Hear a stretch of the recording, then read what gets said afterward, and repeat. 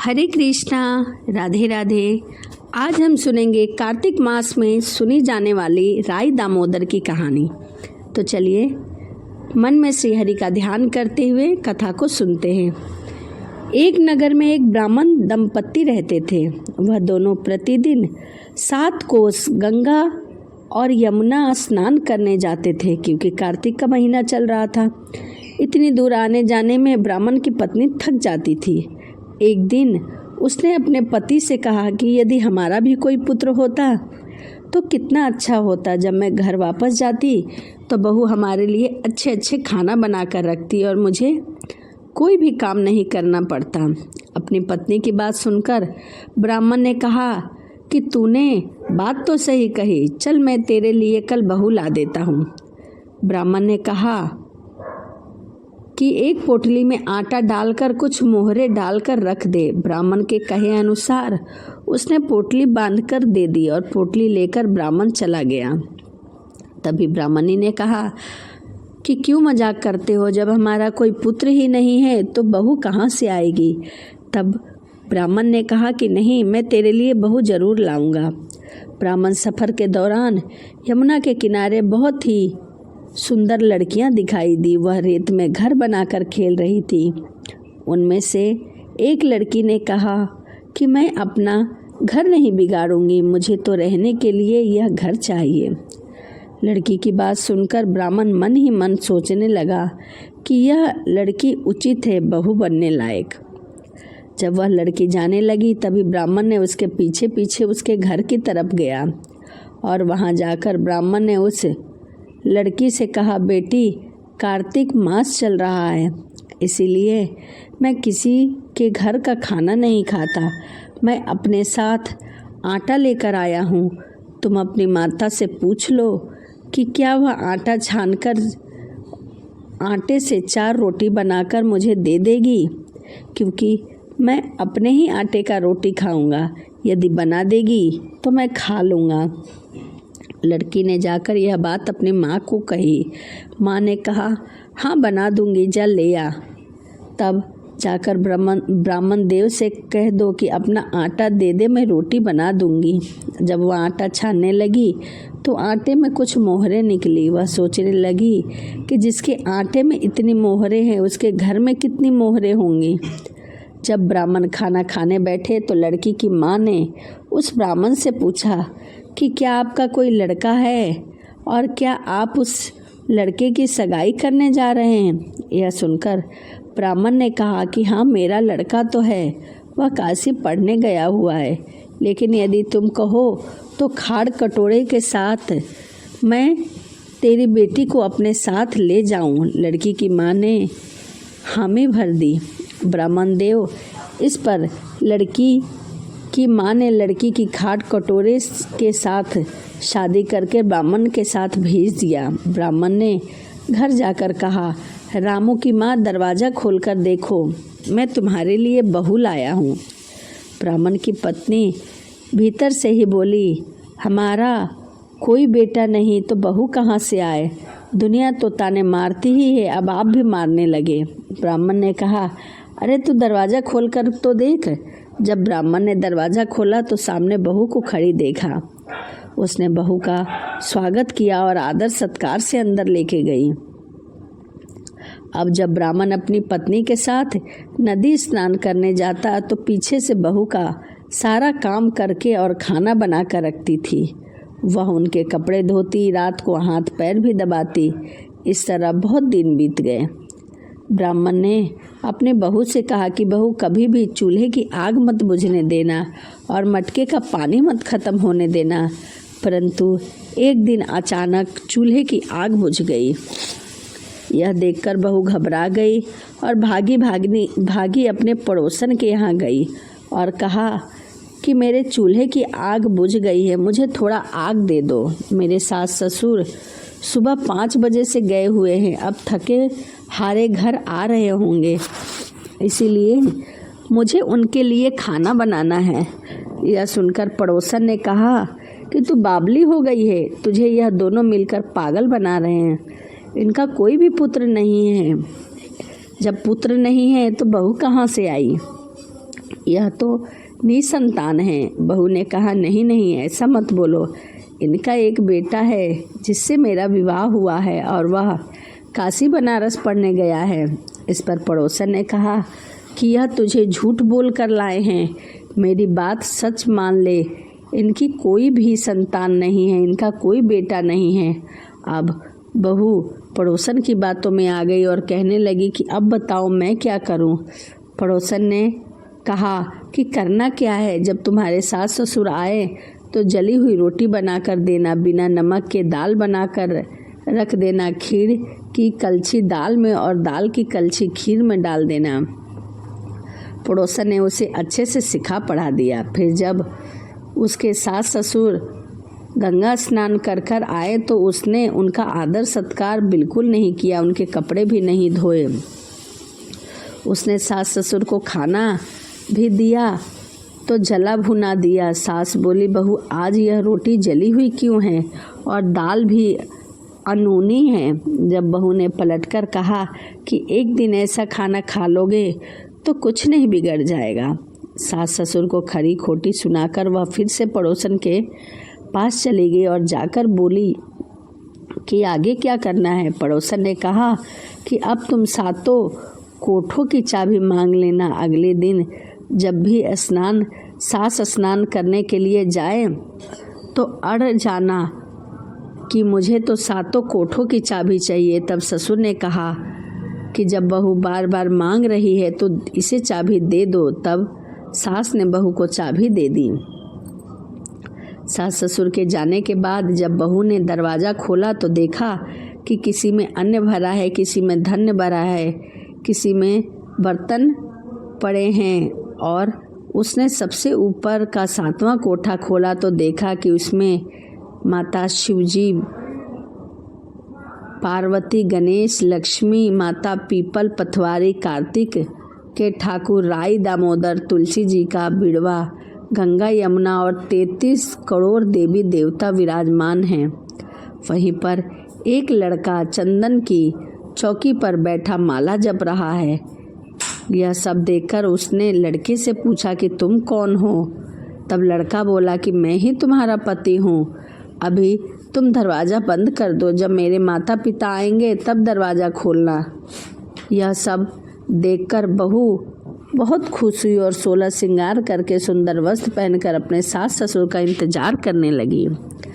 उसने अपने सास ससुर के लिए अच्छे अच्छे पकवान बनाए।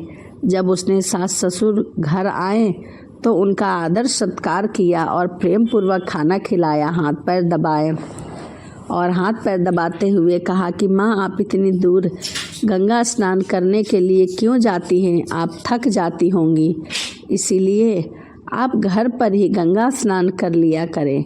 यह सुनकर सास बोली कि बेटा, घर पर गंगा यमुना तो नहीं बहती। तब बहू ने कहा कि चलो बहती है, मैं दिखाती हूँ। बहू लेकर गई। जब 7वां कोठा खोलकर दिखाया तो उसमें शिव जी, पार्वती, गणेश जी, लक्ष्मी जी, पीपल पथवारी, कार्तिक के ठाकुर जी, राई दामोदर, तुलसी जी का बिड़वा, गंगा यमुना बह रही थी और 33 कोटि देवी देवता विराजमान थे। वहीं चौकी पर एक लड़का माला जप रहा था। माँ ने उसे देखकर कहा कि बेटा, तू कौन है? लड़का बोला कि माँ, मैं तेरा ही बेटा हूँ। तब ब्राह्मणी ने पूछा कि तू कहाँ से आया? लड़के ने जवाब दिया कि मुझे कार्तिकेय जी ने भेजा है। माँ ने कहा, बेटा, यह संसार कैसे मानेगा कि तू मेरा बेटा है? माँ ने कुछ विद्वानों की मदद मांगी। कुछ विद्वानों ने कहा कि इस पार बहू बेटा खड़े हो और उस पार माँ खड़ी हो जाए। माँ के चमड़े की अंगियाँ उस पर माँ पहन ले और छाती से दूध की धार निकलकर बेटे की दाढ़ी मूंछ भीग जाए और पवन पानी से गठजोड़ा बंधे, तब मानेंगे कि यह माँ और बेटा है।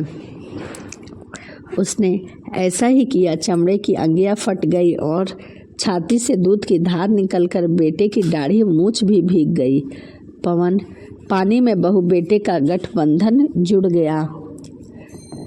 यह सब देखकर ब्राह्मण और उसकी पत्नी की खुशी का ठिकाना न रहा। तो यह थी कार्तिक मास की कथा। राई दामोदर की कथा। हे कार्तिक के ठाकुर, जैसे ब्राह्मण और ब्राह्मणी को बहू और बेटा दिया, वैसे सबको देना। कार्तिक मास की कथा कहने वाले, सुनने वाले, हुंकार भरने वाले सब पर अपनी कृपा दृष्टि बनाना। तो यह कार्तिक मास में सुनी जाने वाली राई दामोदर की कहानी थी। वीडियो कैसी लगी कमेंट ज़रूर करिएगा। तो चलिए इसी के साथ वीडियो को समाप्त करते हैं और मिलते हैं अगली वीडियो में। राधे राधे, हरे कृष्णा। हरे कृष्णा, राधे राधे। जैसा कि आप लोग जानते हैं कि कार्तिक का महीना चल रहा है और कार्तिक के महीने में हमें प्रतिदिन कोई ना कोई एक कहानी सुननी चाहिए। तो आज हम सुनेंगे पीपल पथवारी सींचने की कहानी। तो आइए मन में श्री हरि का ध्यान करते हुए कहानी को सुनते हैं। एक बुढ़िया माई थी। उसने अपने बहू से कहा कि तू दूध और दही बेचा। वह बेचने गई तो रास्ते में उसे बहुत सारी औरतें मिली जो कि पीपल पथवारी सींच रही थी। उनको पीपल पथवारी सींचता हुआ देखकर बहू ने पूछा कि तुम लोग यह क्या कर रही हो। तभी वहाँ पर कुछ महिलाओं ने बोला कि हम पीपल पथवारी सींच रहे हैं। तो उस औरत ने कहा कि पीपल पथवारी सींचने से क्या होता है। तभी उस जो पीपल पथवारी सींच रही थी उन महिलाओं ने कहा, इससे अन्न और धन मिलता है, 12 वर्ष का बिछड़ा हुआ पति मिल जाता है। बहू बोली, ऐसी बात है तो तुम लोग तो पानी से सींचती हो, मैं दूध से सींचूंगी। गुजरी की बहू थी, रोजाना दूध दही बेचने जाती। वह रोजाना दूध दही लाकर पीपल पथवारी को सींच दिया करती थी। जब घर जाती तो सास पूछती कि दूध दही का दाम मांगती तो वह कह देती कि महीना पूरा होने पर लाकर दे दूंगी। सास को तो यह पता नहीं था कि बहू दूध दही बेचने नहीं जाती, उससे तो वह रोज पीपल पथवारी सींच देती है। कार्तिक का महीना चल रहा था। लगभग कार्तिक का महीना पूरा हो चुका था। पूर्णिमा के दिन बहू पीपल पथवारी के पास जाकर बैठ गई। पथवारी ने बहू को दुखी होता हुआ देखा और पूछा कि तुम मेरे पास क्यों बैठी हो। बहू बोली कि सासू माँ दूध और दही का दाम मांगेगी, क्योंकि अब तो 1 महीना हो गया है और मैं कहाँ से लाकर दूंगी। मैंने तो दूध दही बेचा ही नहीं है। मैंने तो उस दूध दही से आपकी सेवा की है। पीपल पथवारी बोली कि मेरे पास क्या दाम रखा है, मेरे पास तो कुछ भी नहीं है। ये भरा टिंडा पान पथूरा, इसको ले जा। बहू ने वही ले जाकर अपनी सास की कोठरी में रख दिया और डर के मारे जाकर वह कपड़ा ओढ़कर सो गई। सासू बोली, पैसे लाई है? तो बहू बोली कि हाँ, वही कोठरी में रखे हैं, ले लो। सासू ने जब कोठरी में गई और पोटली को खोला तो देखा कि उसमें हीरे मोती जगमगा रहे हैं। सासू माँ बोली, बहू इतना धन कहाँ से लाई? बहू ने आकर देखा तो सच्ची में ही वह पोटली धन से भरा हुआ था। बहू ने सास को सारी बात बता दी। तभी सास ने कहा कि अब की कार्तिक में मैं भी पीपल पथवारी सींचूंगी। साल बीत गया, दोबारा कार्तिक का महीना आया। सास दूध दही तो बेच आती और हांडी धोकर पीपल पथवारी पर चढ़ा देती, यानी कि पीपल पथवारी सींच देती और आकर बहू से कहती कि तू मेरे से दाम मांग। बहू कहती कि सासू माँ, मैं आपसे दाम कैसे मांग सकती हूँ, आप तो सासू माँ हो। फिर भी सासू माँ कहती कि नहीं बहू, तुम मुझसे दाम मांग। बहू बोली, सासू माँ जी पैसे ले आओ। तो सास बोली पीपल पथवारी के पास जाकर बैठ गई। पीपल पथवारी ने सास को पान पथूरा भरा टिंडा दे दिया। सास बहुत खुश हुई। वह ले जाकर कोठरी में रख दी और बहू से खोलने के लिए कहा। कुछ क्षण बाद बहू ने जब उस पोटली को खोला तो उसमें कीड़े मकोड़े बिलबिला रहे थे। बहू ने कहा, सासू माँ यह क्या है? तब सास ने आकर देखा और बोलने लगी कि पीपल पथवारी ने मुझे तो यही पोटली दी है, इसमें तो धन ही नहीं है, इसमें तो कीड़े मकोड़े बिलबिला रहे हैं। पीपल पथवारी ने तुझे तो हीरा जवाहरात धन और पैसे दिए और मुझे कुछ भी नहीं दिया, कीड़े मकोड़े दिए। तब सब कोई बोलने लगे कि बहू तो सत की भूखी थी, उसने तो दूध दही से सींचा, परंतु तुम तो धन की भूखी थी, तुमने तो पीपल पतवारी को पानी से सींचा, दूध दही के धोवन से सींचा, इसीलिए पीपल पतवारी ने तुम्हारे साथ ऐसा किया है।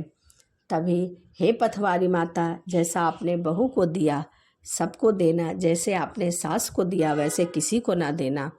हे पतवारी माता, जो यह कथा सुने सुनाए तथा हुंकार भरे सभी की मनोकामना पूर्ण करना। एक बार बोलो पतवारी माता की जय। तो चलिए इस वीडियो को यहीं समाप्त करते हैं और मिलते हैं अगली वीडियो में। सभी को राधे राधे, जय श्रीमन नारायण।